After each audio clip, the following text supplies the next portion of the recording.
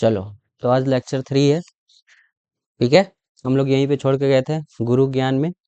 Last वाला example पे हम लोग छोड़े थे। ठीक है, यहीं से स्टार्ट करते हैं। तो गुरु ज्ञान में बताया था कि अच्छी कि पार्ट्स ऑफ स्पीच का जो है, एक वर्ड का पार्ट्स ऑफ स्पीच अलग अलग हो सकता है। ठीक है, ये डिपेंड करता है किस पर? सेंटेंस के, सेंटेंस में वो चीज, वो वर्ड कैसे यूज हुआ है, उस पर डिपेंड करता है। जैसे हम बताए थे कि the manager is sitting in the office, तो इसमें हम पूछ रहे हैं कि इन जो है इसका पार्ट्स ऑफ स्पीच क्या है। तो ये क्या कर रहा है, जो मैनेजर है वो कहाँ बैठा है, तो ऑफिस में बैठा है, यानी एक नाउन को दूसरे नाउन से क्या कर रहा है, कनेक्ट कर रहा है, यानी ये प्रीपोजिशन है यहाँ पर। आ गया समझ में? उसी तरह प्लीज कम इन, तो यहाँ पे जो है ये वर्ब को क्या कर रहा है, डिफाइन करने का काम कर रहा है, तो ये क्या हो गया, एडवर्ब हो गया। ठीक है, उसी तरह से यहाँ पर some are very gallant, some are very gallant है। तो सम आर वेरी गैलेंट में देखो, तो ये हमारा वर्ब है ना। कुछ जो है वो बहुत ही गैलेंट हैं। ठीक है, तो ये हो गया हमारा क्या चीज, एग्जेक्टिव, जो सम को यानी इसको डिफाइन कर रहा है। और ये हो गया उसका एडवर्ब, जो एग्जेक्टिव को डिफाइन करे, वेरी। आया समझ में? और वर्ब से पहले होता है ये नाउन या प्रोनाउन, तो नाउन तो है नहीं, तो ये क्या हो गया, प्रोनाउन हो गया। भाई ये सब्जेक्ट सब्जेक्ट जो होता है वो नाउन या प्रोनाउन ही हो सकता है, हाँ, और कुछ नहीं हो सकता है। कुछ नहीं। सब्जेक्ट और क्या होगा बताओ? यही दो चीज हो सकता है, या तो नाउन या तो प्रोनाउन। नाउन होगा, प्रोनाउन तो नाउन की जगह पे ही आता है, उसके रिपीटेशन को रोकता है। हाँ, ठीक है, तो नाउन या प्रोनाउन ही हो सकता है। नेक्स्ट, अब इसमें सम का क्या होगा, तो सम के आगे लगा हुआ है नाउन, और नाउन को डिफाइन कर रहा है, यानी क्या हो गया, एडजेक्टिव हो गया। अब आते हैं, my beloved is pretty good in dancing, है ना। तो इसमें प्रीटी का बताना था क्या होगा, यही बताना था ना। तो देखो, हम बताएं कि ये नाउन होता है ING form, V1 plus ING noun होता है, जिसको जीरण बोलते हैं, नाउन है। और ऐसे भी देखो, ये हमारा प्रीपोजिशन है, प्रीपोजिशन के बाद क्या होता है, ऑब्जेक्ट, ऑब्जेक्ट होगा। प्रीपोजिशन के बाद क्या होता है, प्रीपोजिशनल ऑब्जेक्ट, यानी प्रीपोजिशन का ऑब्जेक्ट। ये ऑब्जेक्ट हो गया इसका, ऑब्जेक्ट या सब्जेक्ट, नाउन या प्रोनाउन ही होते हैं। ऑब्जेक्ट कह लो या सब्जेक्ट, ये दोनों ही क्या होंगे, या तो नाउन या तो प्रोनाउन होते हैं। आया समझ में, ऑब्जेक्ट या सब्जेक्ट। तो ये तो ऑब्जेक्ट हो गया, ऑब्जेक्ट हो गया ना, और नाउन है, आईएनजी फॉर्म लगा है। और ये गुड क्या है, तो इस चीज को डिफाइन कर रहा है, कैसा डांसिंग कैसा है, तो क्या हो गया, executive, adverb, adverb sorry adjective हो गया ना, एग्जेक्टिव हो गया। आया समझ में कैसे एग्जेक्टिव हुआ, क्योंकि ये नाउन है, और कैसा कैसा डांसिंग है, तो अच्छा डांस है, कैसा डांस है, तो अच्छा अच्छा डांस है, तो ये डांस को डिफाइन कर रहा है, तो यानी एग्जेक्टिव हो गया। आ गया समझ में? प्रीटी, तो कैसा, अच्छा डांस का, कौन सा, तो pretty, pretty good in dancing, यानी बहुत अच्छी डांस करती है। मतलब ये गुड को डिफाइन कर रहा है, एडजेक्टिव को डिफाइन कर रहा है, मैंने एडवर्ब तो एडवर्ब। आया समझ में? हाँ, कि अभी भी नहीं आया? आ गया। आ गया। अब इसी में अगर हम प्रीटी को दूसरे तरीके से यूज कर ले सेंटेंस में, जैसे यहाँ पे देखो, माई बिलोव्ड इज प्रीटी, बस इतना ही लिख लें। जो मेरी बिलोव्ड है, जो मेरी वो है, जिससे मतलब ज्यादा तुम्हारे जिससे प्यार है, तो वो बहुत ज्यादा प्रीटी है। अब यहाँ प्रीटी किस एग्जैक्ट इसका पार्ट्स ऑफ स्पीच क्या है, तो देखो, ये हो गया नाउन, माई बिलोव्ड, ये हो गया वर्ब, ये हो गया object, one object. Object noun या प्रोनाउन हो सकता है ना, लेकिन ये जरूरी नहीं है ना कि नाउन या प्रोनाउन होगा। दूसरी बात, माई बिलोव्ड इज प्रीटी, ये किसको बता रहा है प्रीटी, मेरे बिलोव्ड को। हाँ, तो नाउन को डिफाइन कर रहा है, तो क्या है, एडजेक्टिव। अभी भी नहीं आया, समझ गया। आ रहा है समझ में, यहाँ नाउन को डिफाइन किया जा रहा है। तो माई बिलोव्ड इज प्रीटी, यानी ये क्या है, ये नाउन हो गया, नाउन सॉरी नाउन कह रहे हैं, एडजेक्टिव हो गया, क्योंकि नाउन को डिफाइन कर रहा है। और वहीं पर यहाँ पर देखा जाए ऊपर वाले में, ये बीच में एक ये चीज आ गया, यहाँ पे देखा जाए तो ये प्रीटी क्या था, एडवर्ब था, क्योंकि गुड को डिफाइन कर रहा था, एडवर्ब को डिफाइन कर रहा है। यहाँ तक कोई दिक्कत? नहीं, फिर से देखो, the house is belong to her, this house sorry this house is belongs to her. अब इसमें हाउस नाउन हो गया, तो नाउन को बता रहा है, तो क्या है गया, एडजेक्टिव। आया समझ में? माने दिस एडजेक्टिव है हाँ, अब याद नहीं करना है, दिस एडजेक्टिव ही है। नहीं हाँ, अब इस फॉर्म में देखो, this is the unique problem, this is the unique problem. ये देखो वर्ब आ गया, वर्ब आ गया, एडवर्ब तो वर्ब से पहले आया है, यानी सब्जेक्ट या ऑब्जेक्ट की जगह पे आया है। ऑब्जेक्ट कहाँ, सब्जेक्ट ही है, वर्ब से पहले क्या होता है, सब्जेक्ट होता है। ऑब्जेक्ट तो वर्ब के बाद होता है, तो ये सब्जेक्ट की जगह पे आया है। सब्जेक्ट के जगह पे तो नाउन या प्रोनाउन, प्रोनाउन तो क्या हो जाएगा, प्रोनाउन है दिस। आया समझ में?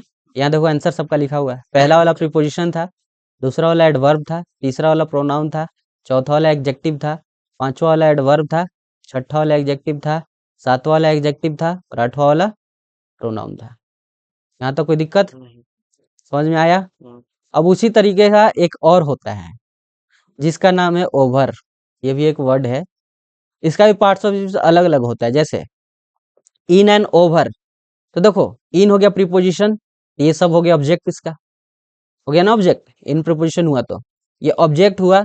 ऑब्जेक्ट में देखो एन लगा है, तो एन, कैसे वो प्रीपोजिशन हो गए फिर से वही बात, अरे इन एन ऑन ये सब क्या है, प्रीपोजिशन ही तो है। हाँ, कैसे हो गया कि क्या हो गया? माने इन यहाँ पर इन यहाँ पर ये भी बन जा रहा है क्या बात है एडवर्ब भी बन जा रहा है कभी अच्छा ऐसे करो, कैसे हो गया, तो ये बताओ, इसके आगे पीछे कुछ है, नहीं तभी आगे प्रीपोजिशन ही ना है, सबसे आगे लगा है तो। आया समझ में? इन हो गया प्रीपोजिशन, प्रीपोजिशन के बाद लगा हुआ है ऑब्जेक्ट, क्या लगा है, ऑब्जेक्ट। ऑब्जेक्ट जब लगा हुआ है, और एन किसको डिफाइन करता है, एन है डिटर्मिनर, जो नाउन को वो करता है। ये हमारा क्या है, नाउन है। यहाँ पे कोई प्रॉब्लम है तो बताओ, क्या हो गया, है क्या है, अरे तो पूछा करो अगर हो तो। हमको समझ ही में नहीं क्या आया नहीं आया, क्या समझ में नहीं ये आया वो नहीं बताओ। बता अरे फिर से वही बात, हम शुरू में बोले हैं ना कि कुछ हमें क्यों काउंट नहीं करना है। हम बता रहे हैं ये इन क्या है, प्रीपोजिशन। हम्म, अरे नॉर्मल फॉर्म में इन क्या रहता है, हमेशा प्रीपोजिशन ही तो रहता है। सेंटेंस में अगर माने नॉर्मल देखे तो सेंटेंस में प्रीपोजिशन ही है वो। सबसे पहले आएगा तो हम्म, प्रीपोजिशन ही है बस आ गया समझ में, अब कि अभी भी नहीं आया, ये प्रीपोजिशन है। हम्म, आया समझ में? उसके बाद इन है, तो इन के बाद हमारा क्या है, ऑब्जेक्ट, क्योंकि प्रीपोजिशन के बाद क्या होता है, ऑब्जेक्ट होता है। आया और समझ में यहाँ तक? जो ए और एन है हम्म, वो खाली नाउन या प्रोनाउन को मॉडिफाई करता है ए और एन किसको बताने के लिए होता है, नाउन ही को तो बताओगे, कि एक नाउन है कि एक से ज्यादा नाउन है, डिफरेंट नाउन है। नाउन की हम्म, प्रोनाउन भी ना आधे दिमाग है तुम्हारा। प्रोनाउन क्या है, नाउन को रिपीटिशन को रोक रहा है ना, हाँ तो नाउन का हो या प्रोनाउन का हो। नहीं आया समझ में? आगे जैसे यहाँ पे लिखा है ही लुक्ड ओवर, लिखा है ना ही लुक्ड ओवर, हम्म, इसमें देखो ही क्या है, सब्जेक्ट। हाँ तो वैसे भी हम तुमसे बता चुके हैं ही लुक्ड ओवर है, तो इसको देखना है कि ये क्या है कि क्या नहीं है, तो इसमें क्या करना होता है, क्वेश्चन मार्क। वही वेयर, हाउ, हाउ, वेयर और वेन। यही हाउ मतलब एडवर्ब ऑफ मैनर, वेयर मतलब एडवर्ब ऑफ प्लेस, और वेन मतलब एडवर्ब ऑफ टाइम। हाँ, तो ही लुक्ड ओवर, क्वेश्चन बनाओगे ही लुक्ड ओवर वेयर, किधर, तो ओवर, तो ये क्या है हमारा, क्या है, adverb of place. Place place दिमाग नहीं चल रहा है तुम्हारा, रिवीजन नहीं हुआ है। डिवीजन तो हुआ तो कहीं नहीं चल रहा है। ही लुक्ड ओवर वेयर, तो ही लुक्ड ओवर वेयर, तो वेयर मतलब किधर, प्लेस। हाँ, तो ये क्या है तुम्हारा, एडवर्ब ऑफ प्लेस है। नहीं आया समझ? समझ गए यही लगा दो। आया समझ में कि नहीं आया अभी भी? नीचे क्वेश्चन दिया हुआ है आप ऊपर क्वेश्चन दिया मतलब, ये the bridge is over the river पहला दिन का क्वेश्चन, अब मेरा बात याद है कि नहीं, कि जहां पढ़ा रहे हैं बस वहां ध्यान रखो, वो अलग एग्जाम्पल है, तुम उस पे कहाँ ध्यान रख रहे हो। तो वही क्वेश्चन हल्का सा ज्ञान आया नहीं कि फुदकने लगे? बोले है ना कि शांत रहना है, सिर्फ जो डाउट है वो पूछो। आगे क्यों देख रहे हो? किस अरेंज में क्या लिखा हुआ है कि क्यों वहां लिखा हुआ है, वो हम जानते हैं, तुम थोड़ी जानते हो।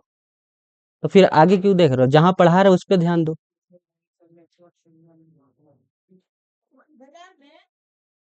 वो नेक्स्ट एग्जाम्पल है, ये अलग एग्जाम्पल है। नहीं आया समझ में? हो गया। आया समझ में? हाँ। तो इस पे मत ध्यान दो, यहाँ ध्यान दो जहाँ पढ़ा रहे हैं। नहीं तो पीछे नीचे देखते जाओगे तो ऊपर का जो पढ़ा रहे हो वो सब निकलता जाएगा, क्योंकि उधर सुन ही नहीं रहा, उधर ध्यान ही नहीं है। हम्म, ठीक है, तो पहला ही क्वेश्चन बताए हैं इन एंड ओवर। इसमें इन प्रीपोजिशन है तो ये सारा ऑब्जेक्ट हो गया, और जब सारा ऑब्जेक्ट हो गया तो ये है हमारा क्या? ऑब्जेक्ट है। ऑब्जेक्ट या क्या होगा? Noun pronoun. तो ये तो नाउन हो गया ना, क्योंकि यहाँ पे एन लगा हुआ है, तो ये नाउन हो गया। नेक्स्ट इसमें बोले ही लुक्ड ओवर, तो ही लुक्ड वेयर, क्वेश्चन पूछोगे ही लुक्ड वेयर, किधर देख रहा है वो? तो ओवर, ऊपर। तो क्या हो गया? ये adverb of place. Adverb of place, क्योंकि वेयर किसको बताता है? एडवर्ब ऑफ प्लेस को बताता है। बता चुके हैं कल, बिना रिवीजन किए आओगे फंसोगे हमेशा, क्योंकि बेसिक ग्रामर है ये, ग्रामर खाड़ फेंकेगा अगर नहीं रिवीजन किए रहोगे डेली तो। नेक्स्ट हमारा example, the bridge is over the river. Bridge जो है ये रिवर बह रही है तो इसके ऊपर ब्रिज है। इधर है, ऊपर से है, यानी गुजरी हुई है, रिवर के ऊपर से ब्रिज गुजरा है। तो यहाँ पे ये ओवर क्या काम कर रहा है? इसका पार्ट्स ऑफ स्पीच क्या है? तो दो नाउन को जोड़ रहा है, तो क्या हो गया? प्रीपोजिशन। नहीं आया सर समझ में? आ गया समझ में? कभी भी नहीं आया तो बोले ना कि आगे आगे मत बढ़ो, क्या लिखा हुआ है हम जानते हैं, तुम नहीं जानते हो। जब पढ़ा देंगे तब समझ में आएगा, अच्छा इस चीज के लिए यहाँ पे ये चीज लिखा हुआ है। तुमको लगा कि ये इसका आंसर लिखा है यहाँ पर, यही लगा ना? तो आगे मत भागो, इसलिए हम शुरू दिन ही चेता दिए थे कि आगे नहीं चलना है। साथ में चलो अच्छी बात है, लेकिन आगे मत भागो, ठीक है? क्योंकि आगे भागोगे, स्पीड में भागोगे तो एक्सीडेंट होगा ही होगा, होगा ना?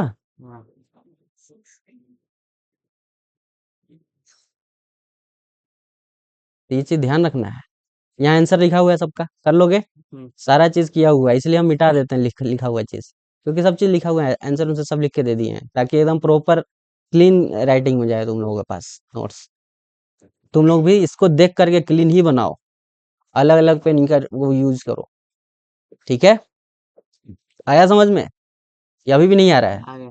अब देखो उसी तरह का बट है। बट को अगर कंजक्शन, बट काम करेगा जब कंजक्शन का, क्योंकि बट दो तरीके का होता है, इसका पार्ट ऑफ कंजक्शन भी होता है और प्रीपोजिशन भी होता है। तो कंजक्शन का जब बट काम करेगा तो उस समय उसका मीनिंग होता है लेकिन, किंतु, परंतु। इसका हिंदी मीनिंग उस समय वो हो जाता है, लेकिन, किंतु, परंतु। सर कैसे पता करें कि वहाँ पे कंजक्शन है या प्रीपोजिशन? अरे वही तो अभी पढ़ा रहे हैं ना, ऊपर वाले में इन, ऑन, ओवर, इन सबको कैसे पकड़े? वैसे पकड़े ना, कि एक प्रीपोजिशन था कि कंजक्शन था। दो नाउन को जोड़ेगा तो बस, गुड। दो नाउन को जोड़ेगा तो प्रीपोजिशन। हाँ, कंजक्शन के लिए क्या करना होगा? जब दो क्लॉज को, दो फ्रेज को जोड़ेगा तो क्या होगा? वो कंजक्शन। अभी पढ़ेंगे फ्रेज क्लॉज तो वहां पे समझ में आएगा। आ गया समझ में? चलो, अभी एकदम जीरो लेवल चल रहा है, अभी हल्का हल्का चीजें पढ़ा रहे हैं। अभी जब बेसिक में आओगे ना और क्लियर होता चला जाएगा, क्योंकि कनेक्ट कर लोगे सब चीजें कि हाँ हाँ बेसिक में पढ़े थे ये दो चीज, ठीक है? इसलिए अभी जीरो वाले में सब ऊपर ऊपर सिर्फ पढ़ा रहे हैं, चीजें ऊपर ऊपर चल रहा है, क्योंकि ये सब प्रीपोजिशन में भी आएगा। तो ये चीज समझ में आया? तो कंजक्शन का काम जब करेगा तो लेकिन, किंतु, परंतु, ये सब जैसे रीजन बताना होगा, रीजन बताने वाले सेंस में उस समय कंजक्शन का काम करेगा वो। आया समझ में? और अगर प्रीपोजिशन का काम करेगा तो उस समय इसका सेंस होगा छोड़कर, उसको छोड़कर ये, इसका सेंस ये हो जाएगा। आया समझ में? दो में से कोई एक, तो उसको छोड़कर ये, तो उस समय इसका हिंदी क्या हो जाएगा? एक्सक्लूड करने का, यानी किसी एक को छोड़ करके या छोड़ करके इसका सेंस आएगा। आया समझ में यहाँ तक? बस अभी इतना ही याद रखना है जीरो लेवल में बट का। बट में बस क्या याद रखना है? वो कंजक्शन भी होता है और प्रीपोजिशन भी होता है। कंजक्शन होगा तक लेकिन किंतु परंतु उसका मीनिंग आता है, और अगर वो क्या होता है, प्रीपोजिशन। अगर वो प्रीपोजिशन होता है तो उस समय उसका मीनिंग क्या हो जाता है, एक्सक्लूड करने का, यानी छोड़कर। आया समझ में कि नहीं आया? बस अभी इतना ही याद रखना बेसिक में। बिकॉज, बिकॉज जो है अगर सिर्फ बिकॉज होगा तो कंजक्शन का काम करता है, और अगर बिकॉज ऑफ हो गया, आया समझ में, यानी कि बिकॉज के बाद एक और प्रीपोजिशन लग जाए, ठीक है, तो देखो अब इससे तो एकदम अच्छा सब समझ में आ जाएगा तुम लोग। क्यों? क्योंकि इसके आगे प्रीपोजिशन लगा है, क्योंकि ऑफ भी एक प्रीपोजिशन काम करता है। नहीं लगा है तो नहीं लगा तो ये कंजक्शन हो जाएगा। अगर नहीं लगा है बिकॉज के बाद ऑफ तो कंजक्शन, लेकिन बिकॉज के बाद ऑफ भी लग गया तो ये पूरा का पूरा जो हो गया वो किसका काम करेगा, प्रीपोजिशन का काम करेगा। समझने का सबसे आसान तरीका, क्योंकि जिस जैसा संगत रहेगा वैसा हो जाएगा। तो संगत इसका प्रीपोजिशन के साथ है तो ये भी प्रीपोजिशन के जैसा काम करने लगेगा। समझ में आया? बस हम थोड़ा थोड़ा जानकारी लेके चलना है बेसिक, सॉरी जीरो लेवल में। बेसिक में थोड़ा सा डिटेल में आ जाएंगे। मतलब यही सब पढ़ेंगे। यही सब रहेगा, सेम यही चीज रहेगा, देखना सेम यही चीज रहेगा, लेकिन थोड़ा डिटेल हो जाएगा। आया समझ में? और फिर जो हम लोग का मेन सिलेबस है उसमें तो फिर तो जो पढ़ना है वो पढ़ना ही है, ठीक है, कोई दिक्कत है? लेकिन जब मेन में जाएंगे उससे पहले तुम अपना सारा कंप्लीट कर चुके होगे, वो भी चीज आधा कंप्लीट कर चुके होगे। और दूसरी बात, ये जो ग्रामर पढ़ रही है ऐसा नहीं है कि सिर्फ 9th क्लास का है, ग्रामर एक ही क्लास का नहीं होता है। एक बार पढ़ लेने के बाद वो सारे क्लास में ही काम करेगा, ये सब एक ही जैसा होता है। आया समझ में? तो ये भी नहीं सोचना है कि सिर्फ 9th के लिए पढ़ रहे हैं, ये 10th के लिए भी है। सम, अभी सम का ऊपर पढ़ के आए थे, क्या याद करो?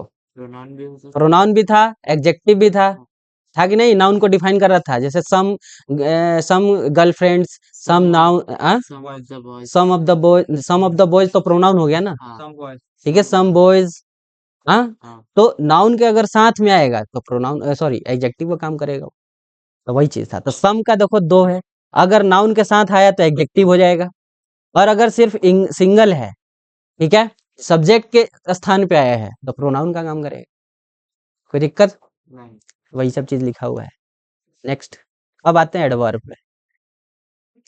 ये भी एक ऐसा वर्ड होता है जो 3 चीजों का मॉडिफाई किया जाता है। देखो कल पूछे थे, 2 चीज बताए थे, एक बताना था, कल लास्ट तक बता भी दिए थे, एडजेक्टिव। ठीक है, तो वो 3 चीज को मॉडिफाई करता है। तो पहला तो वर्ब को करता है, दूसरा एडजेक्टिव को करता है, और तीसरा अपने आप को भी करता है, और अदर एडवर्ब को भी करता है। यानी वहां पे 2 एडवर्ब रहेंगे तो वो दूसरे दूसरे एडवर्ब को भी क्या करता है, मॉडिफाई करता है। ये आगे समझ, यानी दूसरे एडवर्ब को भी डिस्क्राइब करने का काम करता है, ठीक है। तो ये 3 तरीके से ये मॉडिफाई करता है अपना, इसका 3 डेफिनेशन है।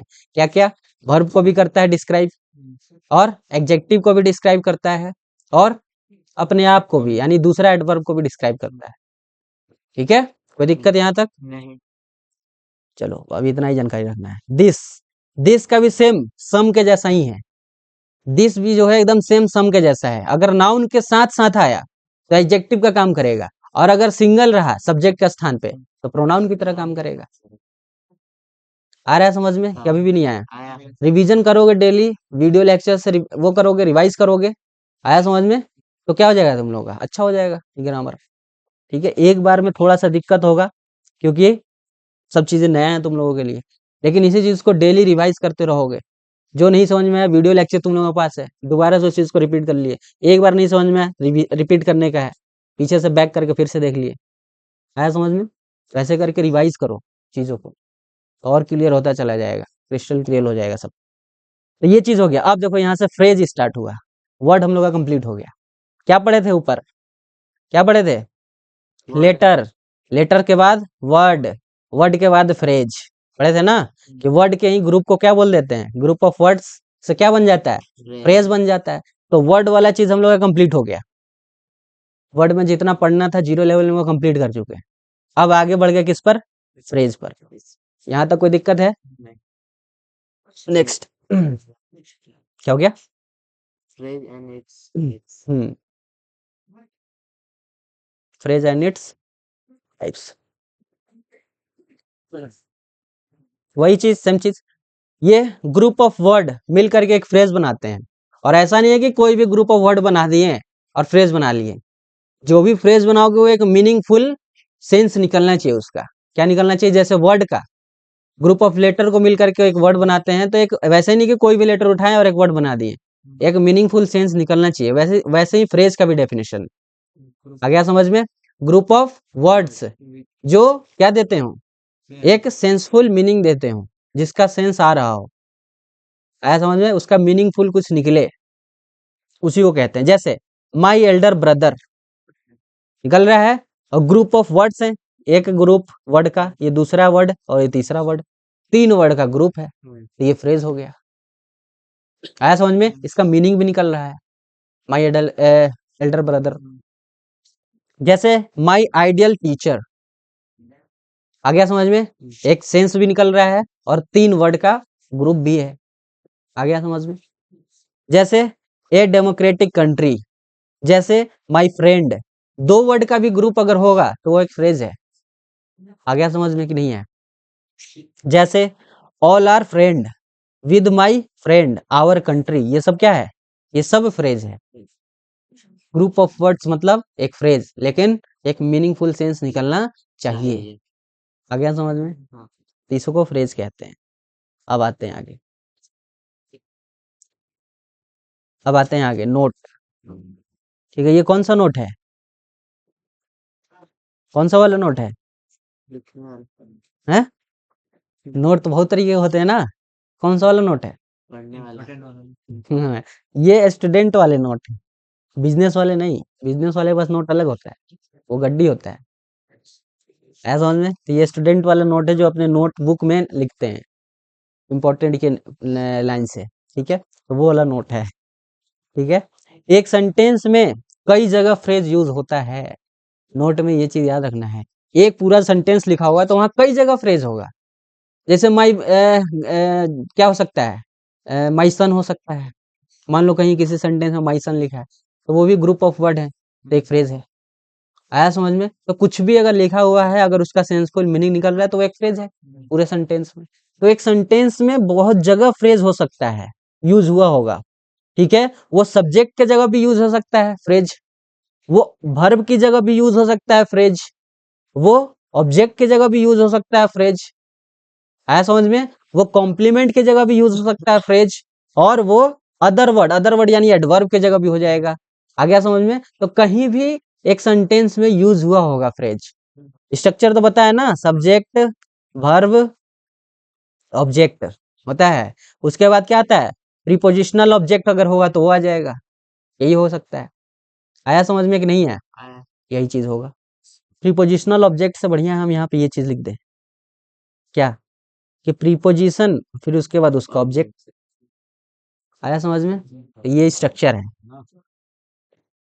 चलो, तो अब आते हैं टाइप ऑफ फ्रेज पे। यहाँ तक कोई दिक्कत हुआ है, दिक्कत फ्रेज समझने में कोई दिक्कत हुआ, कैसे समझ में आएगा एक सेंटेंस में फ्रेज, नहीं दिक्कत है ना। नहीं। चलो, बाकी अभी पूरा डिटेल में भी, बेसिक में भी फ्रेज के बारे में समझेंगे, वर्ड के बारे में समझेंगे, बेसिक में भी, ठीक है। अभी ये चीज ऊपर ऊपर चल रहा है, 3 बार में बोले ना ग्रामर हम लोग कंप्लीट करेंगे, तीन तरीकों से ग्रामर कंप्लीट होगा। तब आते हैं टाइप्स ऑफ फ्रेजेस पे। पहला फ्रेज पढ़ेंगे नाउन फ्रेज, अब फिर से आते हैं नाउन पर।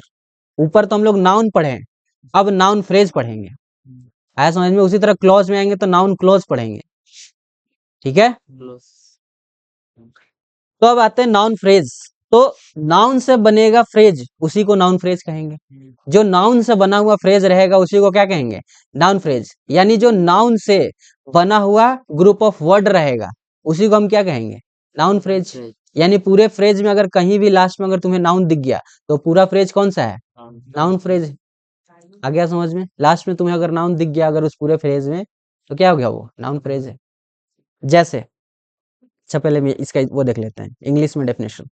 इंग्लिश में डेफिनेशन इसका क्या है कि noun phrase is a group of word. Noun phrase जो है वो एक ग्रुप ऑफ वर्ड है जो कैसा फंक्शन करता है, नाउन की तरह ही फंक्शन करता है, ठीक है। किस तरह का फंक्शन करता है, नाउन की तरह ही फंक्शन करता है। Consist of a noun and it's modifier, noun या उसके मॉडिफायर की तरह काम करता है, यानी एक जैसा काम करते हैं दोनों, ठीक है। जैसे हिज बॉयफ्रेंड, हिज बॉयफ्रेंड, तो बॉयफ्रेंड नाउन है और उसके बाद एक और वर्ड जुड़ा हुआ है हिज, तो 2 वर्ड का ग्रुप है, यानी ये फ्रेज है। कौन सा फ्रेज है, तो लास्ट में नाउन लगा है तो नाउन फ्रेज है,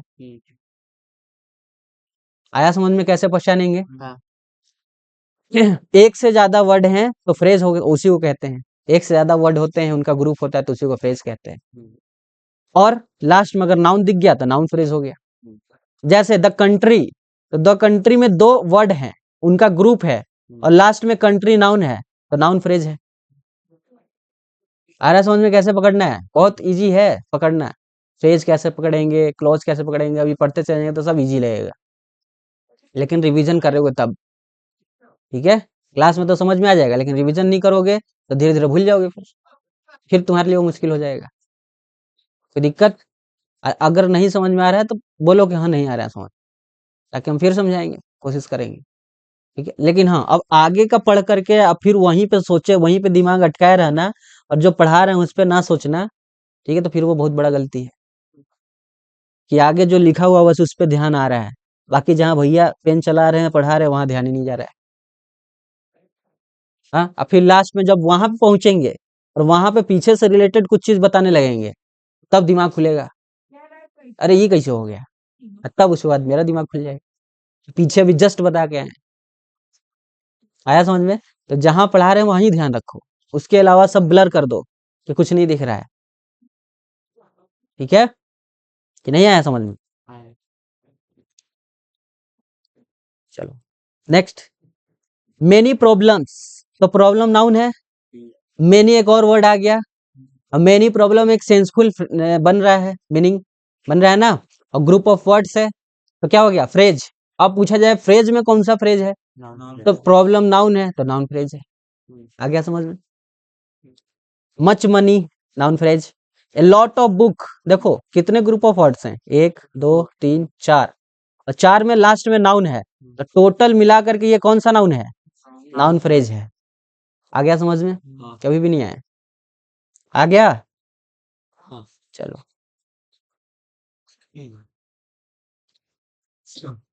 अब आते हैं किस पर? एडजेक्टिव फ्रेज पे। नाउन फ्रेज समझ में आ गया, अब आते हैं एडजेक्टिव फ्रेज। तो an adjective phrase is a group of word that describe या मॉडिफाई नाउन या प्रोनाउन, जो नाउन या प्रोनाउन को डिस्क्राइब कर रहे हो या मॉडिफाई कर रहे हो, ठीक है, और वो ग्रुप ऑफ वर्ड्स में है, तो उन्हीं को कहते हैं एडजेक्टिव फ्रेज। ठीक है, जैसे ए 500 रुपी नोट, तो नोट हमारा नाउन है, और देखो कैसा नोट है, तो एक नोट है। ये तो हो गया हमारा क्या चाहिए? डिटरमिनर, जो गिनती को बताता है, तो वो क्या होता है? नाउन के गिनती को बताया, वो क्या है? डिटरमिनर है। तो ए डिटरमिनर हो गया, और नोट जो है वो नाउन हो गया, और इनके बीच में जो भी आया है वो नाउन को डिस्क्राइब कर रहा है। इनके बीच में जो भी चीज आया है वो नाउन को डिस्क्राइब कर रहा है। कैसा नोट है? तो रुपी वाला नोट है। हाँ, कितने रुपए वाला है? तो 100 रुपये वाला नोट है। कितने 100 रुपये वाले नोट हैं? 5 नोट हैं। ये सब क्या कर रहे हैं? नाउन को डिस्क्राइब कर रहे हैं, और जो नाउन को डिस्क्राइब करे वो क्या होता है? एडजेक्टिव। और ये पूरा एडजेक्टिव का ग्रुप है। हाँ। ठीक है, तो अगर हम इस चीज को सिर्फ छोड़ दें और सिर्फ इतना ही पूछें कि ये इतना क्या है, इसको छोड़ दो, इसको छोड़ दो, तो सिर्फ इतना ही पूछे कि ये इतना क्या है, तो ये इतना एडजेक्टिव फ्रेज है। अगर पूरा मिला लेंगे, अगर हम ये पूरा मिला लेंगे, पूरा, कि अब बताओ ये पूरा मिलाकर क्या है, तो ये नाउन फ्रेज है, क्योंकि लास्ट में नाउन दिख रहा है। आया समझ में? कभी भी नहीं आया? आया। अगर हम इस नाउन को हटा दें और सिर्फ हम तुमसे पूछे अंडरलाइन करके, अंडरलाइन सिर्फ इतने में कर रहे हैं, यहां से लेके यहां तक, कहें कि ये जो लाइन अंडरलाइन किया हुआ है वो कौन सा फ्रेज है, तो ये एडजेक्टिव फ्रेज है। ठीक है, और अगर ये अंडरलाइन को पूरा कर दें यहां तक, अब पूछेगी अब बताओ ये कौन सा फ्रेज है, तो नाउन फ्रेज है। भैया रुपी भी तो नाउन है। ठीक है, क्या चीज? अभी वो अभी नाउन नहीं होगा, क्योंकि रुपी के बाद नोट भी है। हाँ। ठीक है, अब रुपी जो है वो नोट को डिस्क्राइब कर रहा है।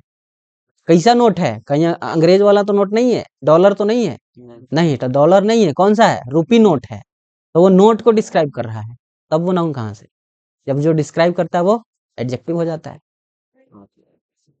बोले ना, हाँ। अभी पढ़ के आए हैं कि एक वर्ड का पार्ट ऑफ स्पीच अलग अलग होगा, जरूरी नहीं है कि वो नाउन है तो नाउन ही रहेगा, वो डिपेंड करता है कि वो सेंटेंस में कैसे यूज हो गया है।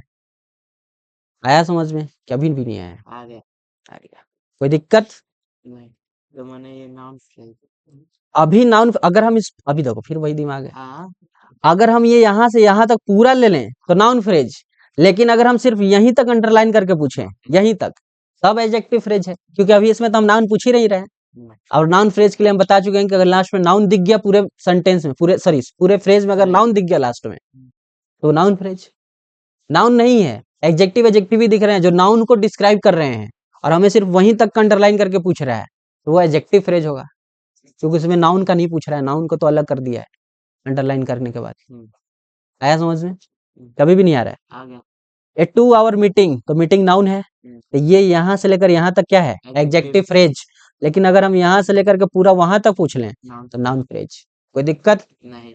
उसी तरह ए 5 मैन कमिटी, एक 5 मैन का कमिटी है, तो क्या हो गया ये जो है ये तुम्हारा क्या है? ये पूरा हमारा एडजेक्टिव है, एडजेक्टिव फ्रेज है, ठीक है, और पूरा ले लेंगे तो नाउन फ्रेज हो जाएगा। कोई दिक्कत समझ में आ रहा है?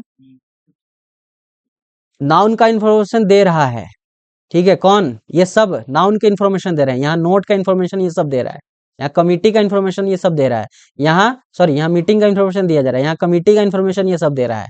कैसी कमिटी है? तो आदमियों की कमिटी है। कितनी की है? तो 5 आदमियों की कमिटी है। आया समझ में? ये सब चीजें तो नाउन की इंफॉर्मेशन दे रहा है। 500 रुपी, इसलिए एडजेक्टिव, एंड एक से ज्यादा वर्ड होते हैं तो उसे एडजेक्टिव फ्रेज कहते हैं। यहाँ पे जो 500 रुपी लिखा है ये एडजेक्टिव फ्रेज हो गया, और नोट भी लग गया तो फिर ये नाउन फ्रेज हो गया। तो दिक्कत नहीं। अभी भी दिक्कत हो तो बताओ। नहीं। नहीं है ना? समझ में आ रहा है ना? क्लियर? कोई डाउट हो तो पूछो। एकदम क्लियर है? हाँ। अच्छी बात है, होनी चाहिए। नहीं हो तो पूछो, कोई दिक्कत की बात नहीं, बता देंगे। लेकिन हाँ, बताया हुआ चीज फिर कहोगे कि ये कैसे हो गया, वो कैसे हो गया। अब प्रीपोजिशन है, अब उसको कहोगे कि अभी प्रीपोजिशन ही कैसे है, फिर तो बात ही अलग है। आया समझ में? अब मान लो जैसे मैथ में 2 है, अब तुम पूछ रहे हो इसको 2 लिखते ही क्यों है, इसको 2 बोलते ही क्यों है, तो फिर उसके जगह पे मेरा एक ही क्वेश्चन होगा कि तुम्हारा नाम प्रिंस है तो तुमको प्रिंस बोलते ही क्यों है? कुछ और भी तो बोला जा सकता था। लेकिन तुमको प्रिंस ही बोला क्यों जा रहा है? आया समझ में कि नहीं है? तो ऐसे ऐसा क्वेश्चन पूछने से अच्छा है कि पहले अपने पे अप्लाई करो। ये अभी भी नहीं आया समझ में? आए। Next, adverbial phrase. देखो ये हमारा था एडजेक्टिव फ्रेज, इसको भी हम एडजेक्टिव फ्रेज बोल देते हैं, लेकिन एडजेक्टिव फ्रेज नहीं बोला जाता है ग्रामर में, इसको एडवर्बियल बोलते हैं। एडवर्बियल फ्रेज आ गया समझ में यहाँ तक कि नहीं है? आ गया। बोलते ही है तो ऐसे ही बोल जैसे ग्रामेटिकल लोग बोलते चले गए वही चीज यूज होने लगा। अब इसमें भी कोई वो नहीं है कि इसको एडवर्बियल ही फ्रेज क्यों बोला जाता है, ठीक है। अब जैसे वहां से आया है छप करके वैसे ही बोला जाता है, सब पढ़ाते हैं, कोई दिक्कत है? इसको एडवर्बियल फ्रेज बोला जाता है। और ये क्या करता है? An adverb phrase is a group of word, ये भी एक ग्रुप ऑफ वर्ड होता है जो डिस्क्राइब करता है किसको? अभी पढ़ के आए हैं, एडवर्ब 3 चीज को डिस्क्राइब करता है। इतनी बार रिपीट कर दिए कि अब याद हो जाना चाहिए। किस किस को? एडवर्ब, वर्ब और एडजेक्टिव, इन्हीं 3 चीज को वो मॉडिफाई करेगा। तो बस वही है। जैसे last week, nowadays, this day, just now और एट दिस टाइम, ये सब क्या है? ये सब एडवर्बियल फ्रेज है। ये सब क्या है? ये सब एडवर्बियल फ्रेज है। कोई दिक्कत नहीं। यहाँ तक नहीं। समझ में आया? हाँ। यही सब चीजें हैं।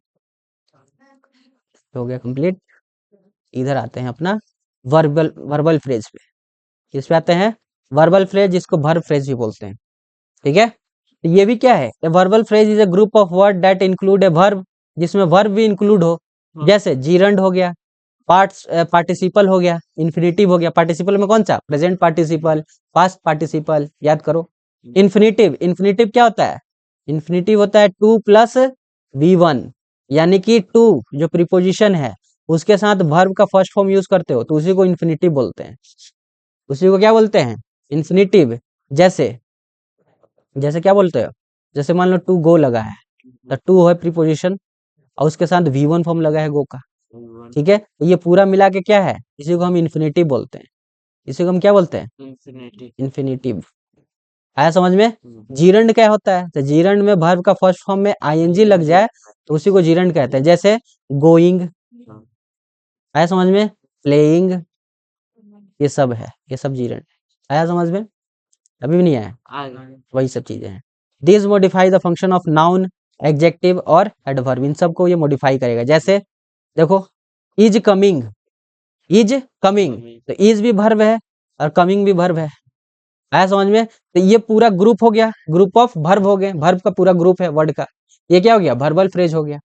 जैसे हैज बीन टीचिंग, ये सब वर्ब हैं और वर्ब का एक ग्रुप है, तो क्या हो जाएगा? ये वर्बल फ्रेज हो जाएगा। जैसे हैड प्लेड, वर्ब है, दोनों ही वर्ब है, हैड भी वर्ब है, प्लेड भी वर्ब है, ठीक है? तो ये पूरा ग्रुप है इनका, दोनों वर्ब का, तो क्या हो जाएगा? Verbal phrase. Are being loved, ये भी क्या है? एक वर्बल फ्रेज है। यहाँ तो कोई दिक्कत? फ्रेज समझाने में कोई दिक्कत है? नहीं। फ्रेजल वर्ब, ये देखो, ये जब कंपटीशन में जाओगे ना, तो फ्रेजल वर्ब से बहुत ज्यादा क्वेश्चन पूछा जाता है कंपटीशन में, खास करके जो क्लोज टेस्ट होता है, ठीक है? पैसेज टाइप का ही होता है, बस ब्लैंक दिया रहता है, आया समझ में? ब्लैंक में फिल करना होता है, तो उसी को क्लोज टेस्ट बोलते हैं। तो क्लोज टेस्ट में ज्यादातर क्वेश्चन तुम्हारा किससे रहता है? फ्रेजल वर्ब से ही रहता है, ठीक है? फ्रेजल वर्ब से ही ज्यादातर क्वेश्चन रहता है। और इसमें क्या होता है? इसमें कुछ नहीं है। फ्रेजल वर्ब मतलब है कॉम्बिनेशन ऑफ प्रीपोजिशन और वर्ब, वर्ब का और प्रीपोजिशन का क्या होगा? कॉम्बिनेशन होता है, आया समझ में? उसी को कहते हैं फ्रेजल वर्ब, यानी दोनों का कंबाइन करके दे देगा। जैसे यहाँ पे कॉल क्या है? वर्ब है, ऑफ क्या है? प्रीपोजिशन है, ठीक है? इन दोनों का कॉम्बिनेशन से कॉल ऑफ बन गया। इसका मतलब होता है कोई चीज को कैंसिल करना, किसी चीज को कैंसिल कर देते हो तो उसको कॉल ऑफ बोलते हैं, आया समझ में? तो ये क्या है? प्रीपोजिशन, सॉरी, ये क्या है? एक फ्रेजल वर्ब है। क्या चीज है? Phrasal verb. और क्या, अब इस चीज को कैसे यूज करेगा एग्जामिनर? तो एक बड़ा सा पैराग्राफ दे देगा, उसमें कॉल लिख देगा कहीं पैराग्राफ में, और उसके बाद यहाँ पे ऐसे ब्लैंक लगा देगा, आया समझ में? उसके बाद यहाँ पे क्या कर देगा वो? उसके बाद यहाँ पे ब्लैंक लगा देगा, ब्लैंक लगा देगा। अब तुमको उस पूरे सेंटेंस को पढ़ करके इसका मीनिंग निकालना होगा। अगर मीनिंग आ रहा होगा कैंसिल ऑफ का, सॉरी, किसी चीज को कैंसिल करने का मीनिंग आ रहा होगा, ठीक है? तुम्हें फ्रेजल वर्ब पता होना चाहिए। कैंसिल ऑफ के लिए हम लोग कौन सा फ्रेजल वर्ब यूज करते हैं? कैंसिल करने के लिए कॉल ऑफ का यूज करते हैं, तो यहाँ पे ऑफ यूज कर देंगे, हो जाएगा करेक्ट। ऐसा ऐसा वहां पे पूछेगा एग्जामिनर, ठीक है? तो ये वाला सेक्शन जो है वो तुम लोगों के लिए इंपॉर्टेंट नहीं है, बोर्ड वालों के लिए, क्योंकि फ्रेजल वर्ब से उतना नहीं आता है तुम लोगों को। कभी कभी आ गया, एक दो को तो आ गया, ठीक है, लेकिन उतना नहीं आता है, आया समझ में? लेकिन तब भी हम लोग को पढ़ना है, क्योंकि अभी हम लोग फाउंडेशन चल रहा है हम लोग का, अपना जड़ को मजबूत करना है, आया समझ में? क्या अभी भी नहीं आया? तो फ्रेजल वर्ब किसको कहते हैं वो चीज समझ में आया? फ्रेजल वर्ब किसको कहते हैं वो चीज समझ में आया? एग्जामिनर कैसे पूछता है वो चीज समझ में आया? बहुत सारे फ्रेजल वर्ब हैं, हजारों लाखों मिलेंगे, उतना नहीं याद करना होता है, ठीक है? पिछले 5 साल 6 साल का रिकॉर्ड देख लिया जाता है, एग्जामिनर कहाँ से क्या पूछ रहा है, उन्हीं सबको रट लेना होता है, ठीक है? और उन सबको रटने का मतलब है लगभग 500 से 600, इतने वर्ड को तुम्हें रटना पड़ेगा, 500-600 वर्ड फ्रेजल वर्ब। लेकिन वो चीज तुम लोग को नहीं करना है, क्योंकि बोर्ड में थोड़ी आता है, बोर्ड में नहीं आता। ठीक है? बोर्ड में तो बस तुमसे डिटरमिनर के बारे में पूछेगा, उसके बाद टेंस के बारे में पूछेगा, है समझ में? रिपोर्टेड स्पीच पूछेगा, यही सब पूछेगा, वो सब का भी प्रैक्टिस कराएंगे। लेकिन हाँ, वो सब चीज तभी समझ पाओगे जब बेसिक मजबूत होगा, और बेसिक के लिए ये सबसे अच्छी क्लास है। यहाँ पे अपना बेसिक मजबूत कर सकते हो, और तुम भी ज्यादा लेट नहीं हो, अभी तो एक ही दिन पीछे थे। वो वीडियो देखे, कंप्लीट किए? अभी नहीं कि घर पे नहीं थे घर में। अच्छा, घर पे नहीं थे, तो देख के कंप्लीट कर लेना, तभी कनेक्शन कर पाओगे सब चीजों का, ठीक है? बाकी हाँ, ऐसा नहीं है कि 9th वाले अभी ये हैं तो तुम अब 10th में जा रहे हो तो 10th का ही स्टार्ट करना होगा। ये अभी जो ग्रामर चल रही है 10th ही समझो अब है तुम लोग का, ग्रामर 9th-10th नहीं होता है, वो सब एक ही होता है, आ गया समझ में? बाकी अपना जब ग्रुप बना लोगे तो एक अलग कर देंगे तुम लोगों का, और उसमें अलग शेड्यूल ही बना लेंगे सब, जैसे इन लोगों का शेड्यूल है, ठीक है? किस दिन क्या चलना है, शेड्यूल बना हुआ है, ठीक है? तो उसी तरह तुम लोग का भी हो जाएगा, किस दिन क्या चलेगा, वैसा हो जाएगा, आया समझ में? और बाकी अगर कोई दोस्त के पास पूछोगे, उनसे पूछना, तो अगर मंथली अगर वो करोगे कि कितना फीस है, तो उनको बताना है कितना, 1000 रुपए, ये बताना है, आया समझ में? नहीं आया? यही है, इन्फॉर्मेशन दे दिए हैं तुमको, ताकि तुम कहीं जाके गलत से इन्फॉर्मेशन मत दे देना कि इनका फीस इतना है, ठीक है? करेक्ट इन्फॉर्मेशन देना है। चलो नेक्स्ट, यहां तक समझ में आया। हाँ। जैसे पुट ऑन भी हमारा क्या है, एक फ्रेजल वर्ब है। इसका मतलब होता है बियर करना किसी चीज को, क्या करना, बियर करना, पुट ऑन करना। बियर मतलब क्या होता है, बताओ।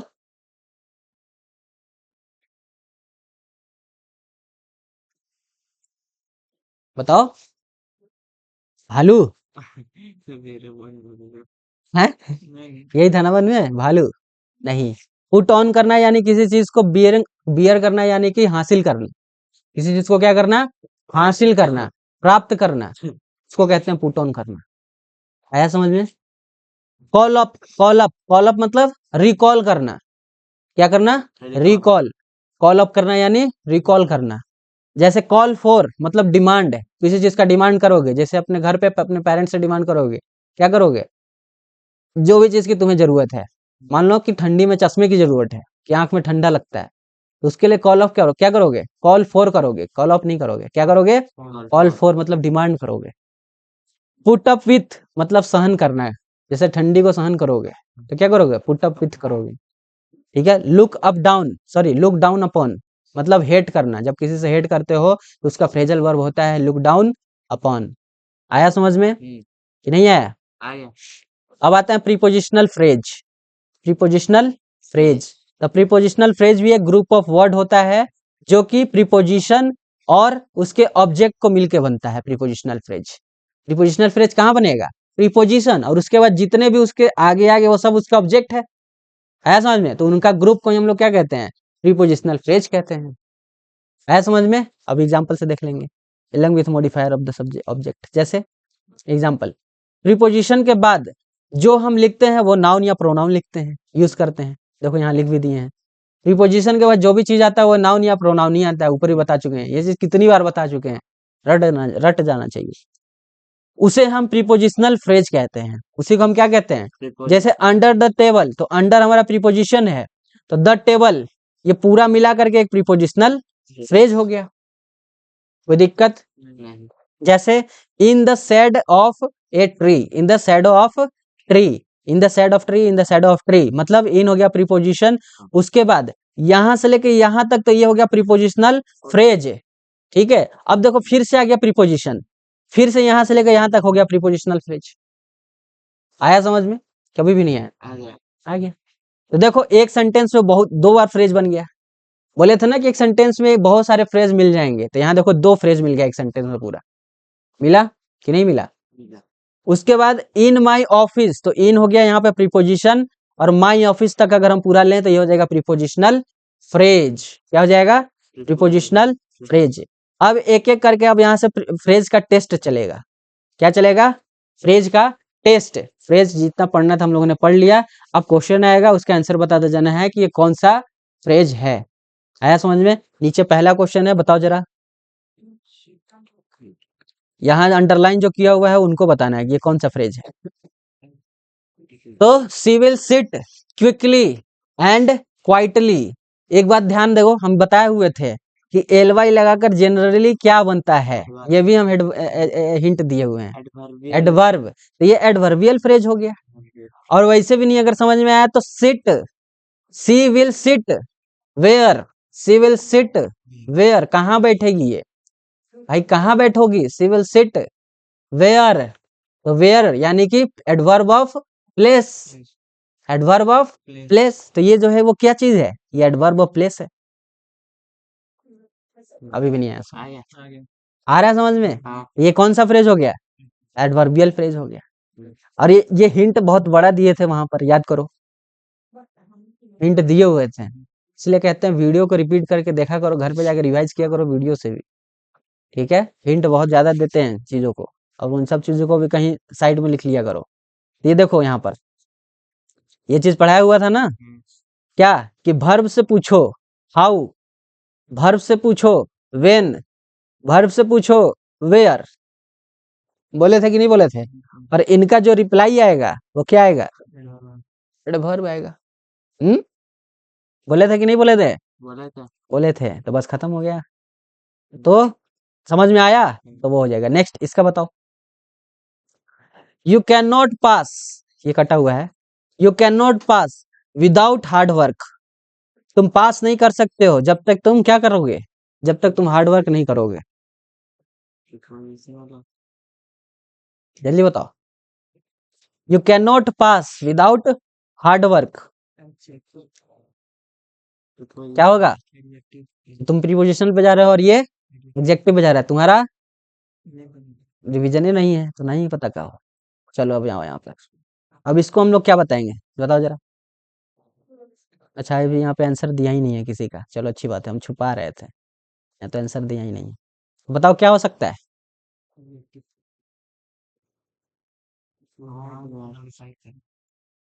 अच्छा एक काम करते हैं ना, टेस्ट ही ले लेते हैं। अब जब आंसर ही नहीं आता टेस्ट ही ले लेते हैं। अपने कॉपी पे सब लिखते जाओ, छुपा छुपा बोलना नहीं है, नहीं सिर्फ आंसर लिखते जाओ कॉपी पे, फिर लास्ट में बताएंगे कि कौन क्या है। आप अपने से मिलाना, ऐसे बोलोगे तो चीटिंग हो जा रहा है। देखते जाओ बताते जाओ कौन क्या है। अंडरलाइन किया हुआ शब्द है, शब्द अंडरलाइन नहीं किया है तो वहां पर रेड कलर से लिखा हुआ है, उसी को बताना है। पहला वाला है कि you can not pass without hard work. तुम पास नहीं कर सकते हो विदाउट हार्ड वर्क। विदाउट यहाँ पे क्या है, प्रीपोजिशन, तो क्या हो जाएगा, प्रिपोजिशनल प्रीपोजिशनल फ्रेज। ठीक है, देख लेते हैं आंसर क्या बता रहा है। दूसरा वाला प्रीपोजिशनल फ्रेज, क्यों, क्योंकि यहाँ विदाउट क्या है, प्रीपोजिशन है। ठीक है, और हार्ड वर्क उसका ऑब्जेक्ट हो जाएगा तो प्रीपोजिशनल फ्रेज हो जाएगा। कहीं नीचे आंसर तो नहीं देख लिया इसी चक्कर में, नहीं नहीं देखे ना, ईमानदारी से। नहीं चलो next, second sorry third, on being, अरे आ गया यार, सबसे पहला ही आ गया हथियार, क्या आया, प्रिपोजिशन प्रीपोजिशन हो गया। कोई दिक्कत हाँ कि नहीं, नहीं समझ में आया। चलो इसका आंसर मिला लेते हैं, क्या है, प्रीपोजिशन फ्रेज। क्यों, चलिए, क्योंकि चलो। ऑन क्या है, प्रीपोजिशन है। समझ में आया कि अभी भी नहीं आया। आगे अब यहाँ पे एक और चीज हम लोग को देखना है, क्या देखना है बताओ जरा। इसके साइड साइड में देखो लिखा है एडवर्ब, एडवर्ब लिखा है, ऐसा क्यों लिखा है, क्यों? क्यों लिखा है जरा बताओ, बता पाओगे, नहीं बता पाओगे तो सबसे पहले इसको देखते हैं, गुरु ज्ञान। जब हम प्रीपोजिशनल फ्रेज लिखते हैं, जब भी हम प्रीपोजिशनल फ्रेज लिखते हैं, मीन्स एक प्रीपोजिशन के बाद हम नाउन या प्रोनाउन लिखते हैं। प्रीपोजिशनल फ्रेज का मतलब क्या हो गया, तो प्रीपोजिशन के बाद नाउन प्रोनाउन यानी उसका ऑब्जेक्ट। तो यानी प्रीपोजिशनल फ्रेज में जब भी हम प्रीपोजिशनल फ्रेज लिखेंगे तो प्रीपोजिशन के बाद नाउन या प्रोनाउन, यही चीज आएगा, यही होगा ना इसका मतलब। हाँ। तो इसके दो फंक्शन होते हैं, प्रीपोजिशनल फ्रेज के दो फंक्शन होते हैं सेंटेंस में, पहला एडजेक्टिव और दूसरा एडवर्ब। यानी प्रीपोजिशनल फ्रेज जो है वो दो तरीके से काम करता है, एक तो एडजेक्टिव की तरह काम करता है, और एडजेक्टिव क्या करता है, नाउन को डिस्क्राइब करता है, और दूसरा एडवर्ब की तरह प्रीपोजिशनल फ्रेज जो है वो काम करता है। और एडवर्ब क्या करता है, एडवर्ब भी क्या काम करता है, तीन चीज को डिफाइन करता है। किसको डिफाइन करता है, एडवर्ब तीन चीज को, एडवर्ब वर्ब और एडजेक्टिव को डिफाइन करता है। यहाँ तक समझ में आया, यही जानकारी था। अब इसमें जरा देखो हम इसको एडवर्ब क्यों बोल रहे हैं, सेकंड वाले को भी और थर्ड वाले को भी। अब आप क्वेश्चन पे आते हैं, सेकंड और थर्ड वाले को एडवर्ब हम क्यों बोल रहे हैं, क्योंकि एडवर्ब क्या करता है, वर्ब को डिफाइन करता है। यू कैन नॉट पास, क्या निकल रहा है,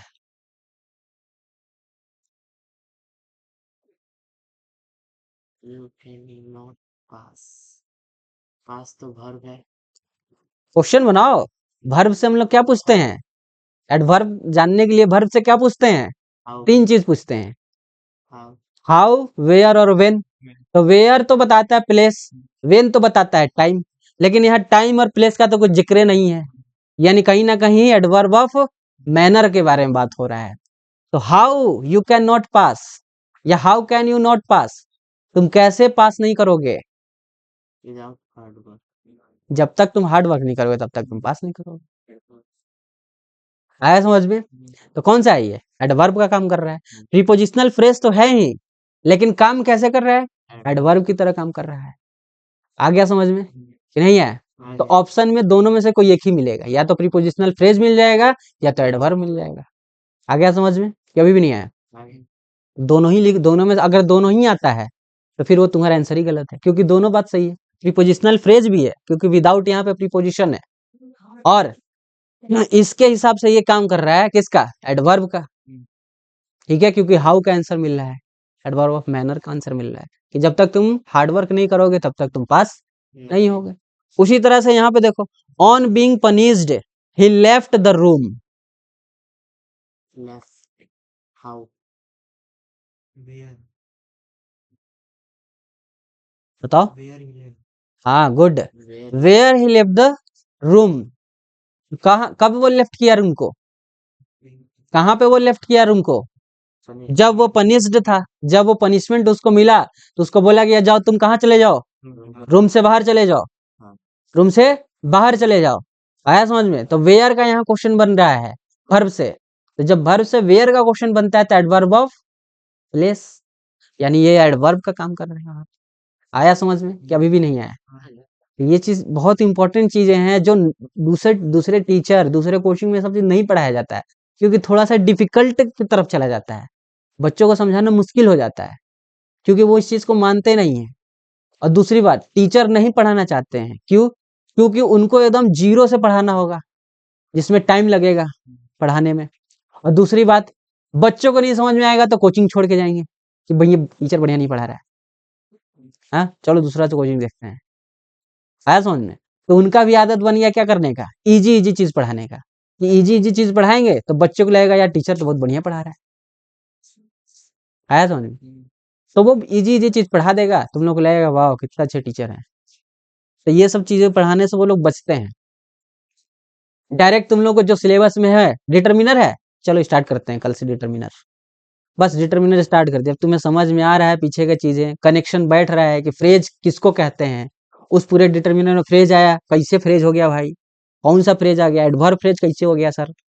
अभी सब तो पूछ ही नहीं सकते हो, क्योंकि वहां सर बोलेंगे कि हम लोग तो डिटर्मिनर पढ़ रहे हैं। आया समझ में? तो ये सब होता है। और हम तो 8वीं क्लास एकदम बेसिक से पढ़ाते हैं, जो भी चीज स्टार्ट होता है एकदम जीरो से स्टार्ट करते हैं। देखी हो 8 क्लास, मैथ भी हम लोग जीरो से स्टार्ट करते हैं, जो भी सिलेबस स्टार्ट होता है उसमें, ताकि कनेक्शन बैठ सके आगे जो पढ़ाएं उस पर। तो ये सब चीजें हैं। आया समझ में? रिवीजन देखो, अगर यहाँ पे हल्का भी डाउट होगा तो दिक्कत की बात नहीं है, हर बच्चों को डाउट होता है। ऐसा नहीं है कि तुम ही अभी इकलौते हो इंडिया में कि एक बार में समझ में भी नहीं आया तुमको, एक बार में समझ में नहीं आया, ऐसे तुम इकलौते नहीं हो, क्योंकि ये टॉपिक ही ऐसा है। ठीक है, तो जब तक तुम इसके पीछे 10 बार 15 बार रिवीजन नहीं करोगे लड़के, ठीक है, तब तक ये तुमको क्लियर नहीं होगा। ठीक है, वीडियो देखो बार बार, बार बार वीडियो देखो, बार बार नोट्स रिवाइज करो। ठीक है, तो ये चीज क्लियर हो जाएगा, क्योंकि टाइम बहुत ज्यादा लिए इसको समझाने में। वीडियो में, वीडियो को बार बार देख के पीछे रिपीट करके देखोगे तो समझ में आ जाएगा कि हाँ ये कैसे होगा। ठीक है, बाकी यहाँ पे आके डाउट पूछो फिर, अगर कोई डाउट हो रहा है तो। ठीक है, प्रैक्टिस भी करा रहे हैं साथ साथ में, कोई दिक्कत है? नेक्स्ट, नेक्स्ट आओ, ये वाला बताओ। दे अंडरटुक मोनोटोनस और tiring journey, they undertook monotonous and tiring journey. Journey, सही जा रहे हो। नाउन को मॉडिफाई कर रहा है, गुड, एडजेक्टिव, चलो, और एडजेक्टिव, सब एडजेक्टिव। हाँ, चलो आओ देखते हैं, लग गया तुम लोगों का, लॉक कर दिया जाए हाँ, एबीसी। चलो, तो चौथा क्वेश्चन है ना? हाँ, चौथा क्वेश्चन, एडजेक्टिव फ्रेज। गुड, आया समझ में कि नहीं आया? तो देखो इसका मतलब है कि जैसे हमने पढ़ाया है वो चीज तुम लोगों को समझ में आया है।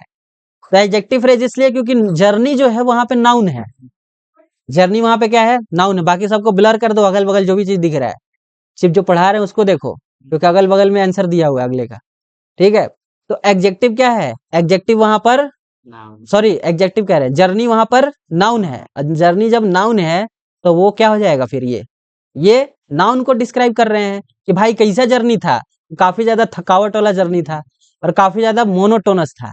आप कहोगे सर ये मोनोटोनस क्या होता है, तो जब हम लोग वोकैब स्टार्ट करेंगे तभी समझेंगे मोनोटोनस क्या होता है, क्योंकि इसके पीछे भी बहुत कहानी है अच्छा खासा, उसको समझेंगे वहां पर, इसलिए नहीं समझा रहे हैं। आया समझ में? कहानी से मजे तरीके से समझ में आएगा मोनोटोनस। नेक्स्ट, वोकैब भी पढ़ाएंगे तुम लोग, सारा चीज लिखा हुआ है शेड्यूल में है, वोकैब वोकैब सब है। Not a very first book. हाँ, इसको बताओ। Yesterday. तुम नहीं बता पा रहे हो इसलिए क्योंकि रिवीजन नहीं कर गए, कल चले गए घूमने। Yesterday. आया समझ में? क्योंकि अगर ये लोग भी नहीं बता पाते तो लगता है कि हाँ चलो शायद कहीं कोई दिक्कत हुआ हो, लेकिन बता पा रहे हैं इसका मतलब है कि तुम रिवीजन नहीं किए हो। क्या होगा? I bought a very costly book yesterday. Yesterday advance. ठीक है, वो छोड़ो लास्ट वास्ट। बुक क्या होता है? Noun. बस खत्म, यहीं पर काम, यहीं पे काम खत्म हो गया।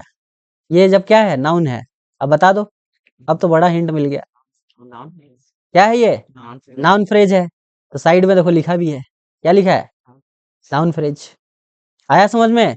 इसका देखो इधर आंसर भी डिटेल में लिख दिए हैं ताकि तुम लोगों को समझ में आए चीजें। ठीक है, तो नाउन फ्रेज है। क्यों? क्योंकि अगर केवल ए वेरी कॉस्टली दिया रहता, ए वेरी कॉस्टली, तो फिर ये हो जाता है एडजेक्टिव फ्रेज। लेकिन अब नाउन भी जोड़ दिया गया उसमें, यही चीज तो बताया था एडजेक्टिव फ्रेज में कि अगर नाउन को भी जोड़ दिया जाए तो फिर नाउन फ्रेज। अगर नाउन को हटा के सिर्फ आगे का पूछ ले तो एडजेक्टिव फ्रेज। आया समझ में कि अभी भी नहीं आया? आया। यही चीजें हैं, कोई दिक्कत? नहीं। मजा आया पढ़ने में? अब समझ में आ रहा है ग्रामर ऐसे पढ़ा जाता है कि जैसे टीचर लोग पढ़ाते स्कूल में उसे पढ़ा जाता है। अब मजा आ रहा होगा कि सेंटेंस में पकड़ पा रहे हैं कौन नाउन फ्रेज है, हाँ कौन सब्जेक्ट है, कौन ऑब्जेक्ट है। अभी ऑब्जेक्ट तो पढ़ना ही है वैसे। अब ये बताओ छठा, ए टीडियस मैन। टीडियस मतलब उबाऊ, उबाऊ किस्म का जो व्यक्ति होते हैं उसको कहते हैं। ये तो नाउन है। गुड। क्यों? क्योंकि ये नाउन है। नाउन है तो नाउन को ये सब डिस्क्राइब कर रहा है, तो अगर सिर्फ इसको हटा देता, इसको भी अंडरलाइन नहीं करता, फिर एडजेक्टिव फ्रेज। लेकिन अब नाउन को भी अंडरलाइन करके पूछ रहा है, तो कौन सा फ्रेज? Noun phrase. अब आया समझ में? इजी है कि हार्ड लग रहा है? नेक्स्ट आओ, इसको बताओ। आंसर मत देखा करो तुम लोग, नहीं देख देन तो फिर मजा नहीं आएगा। समझ में आया? You can not trust an umbrella person, sorry an unreliable person. Person आ गया तो नाउन फ्रेज, खत्म कहानी। बस देखते ही उड़ा दो क्वेश्चन को, कोई दिक्कत? सातवां भी नाउन फ्रेज है, ये देखो सातवां भी नाउन फ्रेज है। क्यों? क्योंकि पर्सन यहाँ पर नाउन है।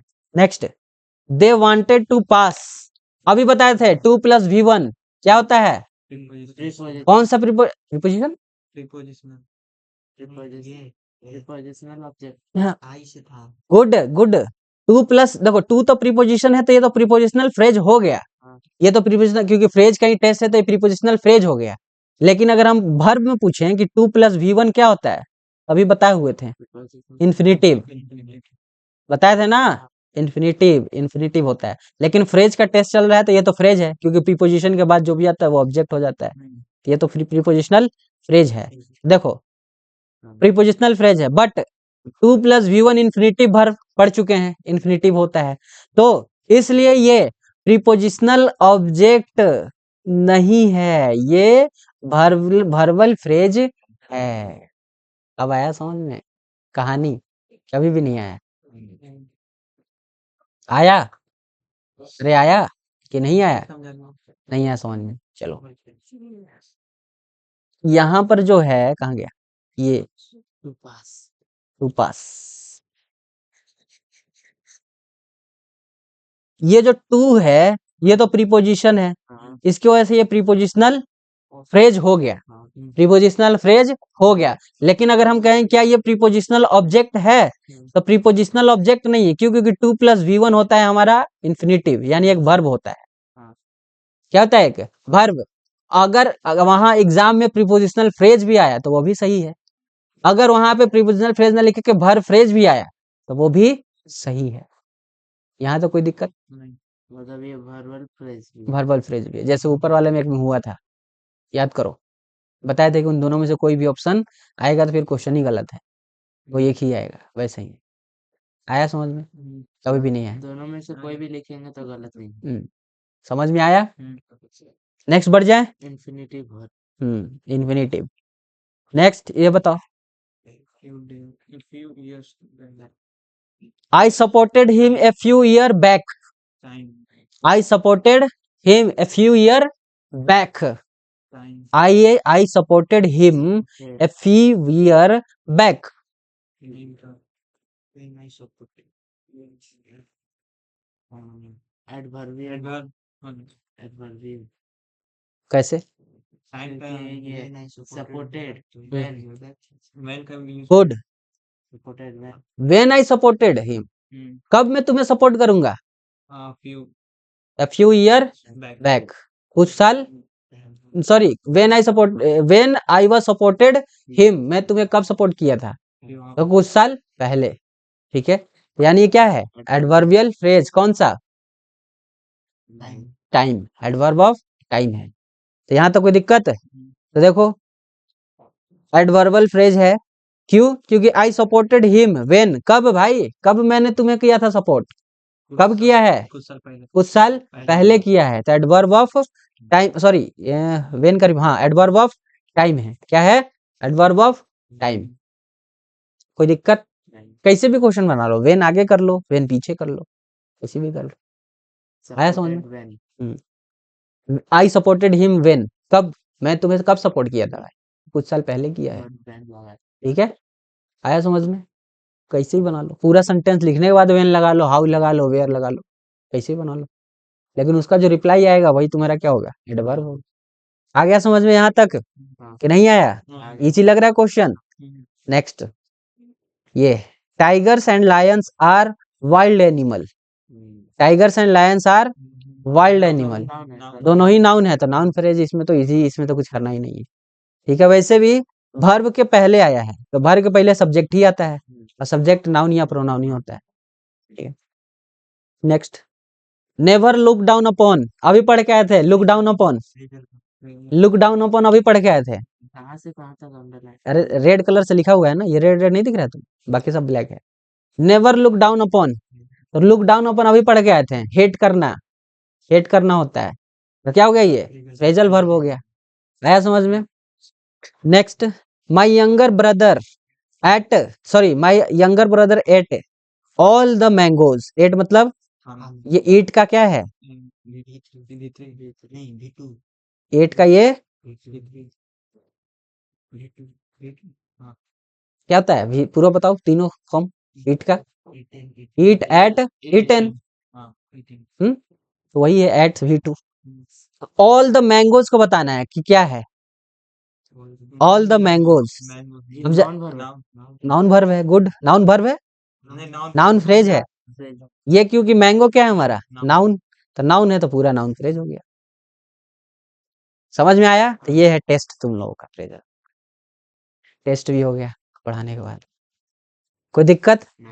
आया समझ में? सब क्लियर हुआ? सब क्रिस्टल क्लियर? इसको बताओ जरा, ये रहा नेवर लुक डाउन अपॉन, जहां तक वो किया हुआ है द पुअर, यानी कि पुअर को कभी भी तुम क्या करो? लुक डाउन अपॉन, अभी पढ़ के आए लुक डाउन अपॉन, हेट ना करो। तो look down upon phrasal verb है, तो क्या हो गया? फ्रेजियल क्या है? ये फ्रेजल वर्ब है। तो हेट करना होता है, जो कि एक फ्रेजल वर्ब है। आया समझ में? कभी भी नहीं आया? ऐसा क्वेश्चन आएगा तो कैसे करेंगे अभी हम? कैसा क्वेश्चन आएगा तो? फ्रेजल वर्ब मतलब याद करना, हाँ, तो वहां पकड़ना पड़ेगा। अगर मान लो कुछ नहीं मिल रहा है, नाउन भी नहीं मिल रहा, कुछ नहीं मिल रहा है इनके अंडरलाइंग से, फिर अब दिमाग जाएगा कहाँ पर? फ्रेजल वर्ब पे। आया समझ में? और ऐसे भी कुछ याद करना पड़ता है फ्रेजल वर्ब, ऐसे नहीं है कि नहीं वो होता है। अब दूसरी बात, टीचर इतना याद करवा देते हैं कि उन्हीं में से आ जाता है फ्रेजल वर्ब, क्योंकि उनका एक्सपीरियंस होता है कि क्या ही पूछ देगा वो, कुछ सालों का उठा लेते हैं एक्सपीरियंस, उससे हो जाता है। अब कल से हम लोग क्या करेंगे? क्लॉज, फ्रेज भी खत्म हो गया, तो वर्ड भी खत्म, फ्रेज भी खत्म, अब क्लॉज पे आएंगे। और जब क्लॉज खत्म हुआ तो किस पे आएंगे? क्लॉज के बाद क्या बनता है? सेंटेंस। तो यानी अब फिर सेंटेंस बनाना स्टार्ट करेंगे, क्योंकि हम लोग वर्ड समझ गए, पहले तो लेटर समझ गए, 26 तक लेटर होते हैं, ABCD सब याद कर लिए ना, क्योंकि 0 लेवल चल रहा है तो ABCD भी याद कर लिए। उसके बाद ये भी समझ लिया कि भावल कितने होते हैं, कॉन्सोनेंट कितने होते हैं, और नहीं तो साउंड भी पढ़ लिए कि लेटर के साउंड कितने होते हैं, 44 होते हैं, जिसमें वोवेल साउंड 20 होते हैं और कॉन्सोनेंट साउंड 24 होते हैं। कहाँ से ये मिला है उसके बारे में समझ लिए, कौन सा चार्ट होता है वो आईपीए चार्ट। आया समझ में, ये सब चीज पढ़ा हुआ है लेक्चर 1 में ही है। ठीक है, सोचो कहाँ से हम लोगों ने ग्रामर स्टार्ट किया है, लेटर से। उसके बाद वर्ड बनाना सीख लिए, कैसे वर्ड बनता है। ठीक है, उसके बाद फ्रेज बनाना सीख लिए, फ्रेज कैसे बनता है। उसके बाद क्लॉज बनाना सीखेंगे। ठीक है, क्या फ्रेज से क्लॉज कैसे बनाएंगे। ठीक है, क्लॉज के बाद से फिर सीखेंगे क्या चीज, सेंटेंस कैसे बनाएंगे। और यहीं तक पढ़ना है, सेंटेंस ही तक, क्योंकि उसके बाद पैराग्राफ आएगा, फिर उसके बाद लेसन आएगा, फिर उसके बाद बुक बन जाएगा। ठीक है, ये चीजें। और सबसे मेन कहानी हम लोग का आएगा वर्ड फॉर्मेशन जब पढ़ेंगे, वर्ड को फॉर्मेशन कैसे करना है, उसका पार्ट्स ऑफ स्पीच बताने के लिए, उसमें तुम लोग को बहुत ज्यादा डाउट आएगा। ठीक है, तो उतना डाउट नहीं वो करना है क्लियर। हम लोग को क्या करते जाना है, जैसे बताते जाएंगे उसको पढ़ते जाना, उससे बाहर कुछ नहीं रहेगा। समझ में आया। बेसिक में। बेसिक में। ठीक है, आया समझ में। वैसे समझ में आएगा तुम लोगों को, किसको एडजेक्टिव किस कहते हैं, किसको वर्ब कहते हैं। ठीक है, तो समझ नहीं आया। ये चीजें नहीं, थोड़ा सा है वो, तो वो करेंगे। ठीक है, समझ में आया। यहीं तक रखते हैं, कल से फिर क्लोज करेंगे। अब थोड़ा टाइम पे आओ। थोड़ा लेट हो गया, यहाँ जाम पड़ गया था। तो थोड़ा पहले निकलो। निकले तो पहले ही, पर ज्यादा जाम था। तो पहले निकलो, यहाँ आओगे तो बैठ ही रहोगे, कोई दिक्कत की बात नहीं है। पहले आओगे तो कुछ एक्स्ट्रा जानकारी भी दे देंगे, और पहले ही निकल जाया करो। कितने बजे निकलते हो, पौने 4 बजे। बताओ, 15 मिनट पहले निकलते हो। ज्यादा तो नहीं। तो जो भीड़ वाला है उसमें 5 मिनट और ले लो ना। पता नहीं ना था, डेली नहीं आती है। अच्छा, तो अब 5 मिनट थोड़ा और हाँ। पहले निकलना है। 5 मिनट से पहले निकलो, काम एकदम टाइम से पहुंचोगे हम। हम्म। आ गया समझ में। बाकी कोई डाउट नहीं चीजों से लेकर के नहीं नहीं है। तो कुछ नहीं, हाँ, देखो। वीडियो देखो, नोट्स बनाओ, हम्म। क्योंकि अब हम नोट्स चेक करेंगे। किसी भी दिन नोट्स चेक हो सकता है। आया समझ में। और संडे को हो सकता हो तो टेस्ट रख देंगे, जो भी चीज पढ़ेंगे ग्रामर में। आया समझ में। अभी हो सकता है बोले हैं, ये नहीं बोले कि हो ही जाएगा। आया समझ में। हो सकता हो इस संडे छुट्टी दे दें ताकि रिवीजन कर सको तुम लोग। ठीक है, उसके बाद हम लोग अगले संडे ले ले टेस्ट, ये भी हो सकता है। समझ में आया, ये चीज करो। तो यहीं पर रखते हैं, क्लास एंड करते हैं।